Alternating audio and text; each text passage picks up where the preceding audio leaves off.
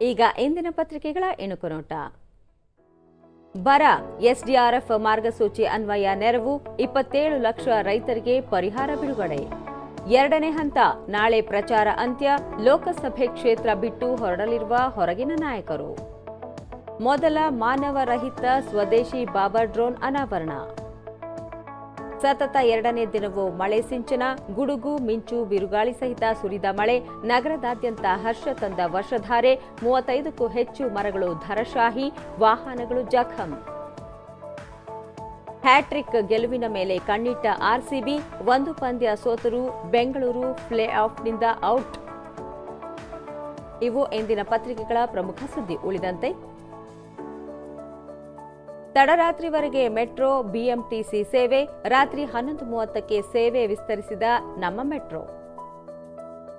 ಪದವೀಧರ ಶಿಕ್ಷಕರ ಕ್ಷೇತ್ರ ಹೆಸರು ಸೇರಿಸಲು ಅವಕಾಶ. ಜೂನ್ನಿಂದ ಎಪಿಎಲ್ಗೆ ಅರ್ಜಿ, ಸ್ಥಗಿತಗೊಂಡಿದ್ದ ಕಾರ್ಡ್ ವಿತರಣೆಗೆ ಮರುಚಾಲನೆ.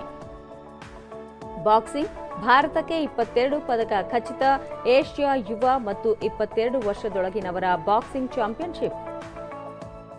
ಐಸಿಸಿ ರ್ಯಾಂಕಿಂಗ್ ಪ್ರಕಟ, ಟೆಸ್ಟ್ನಲ್ಲಿ ಆಸೀಸ್ ನಂಬರ್ 1, ಏಕದಿನ ಟಿ20ಯಲ್ಲಿ ಭಾರತ ನಂಬರ್ 1.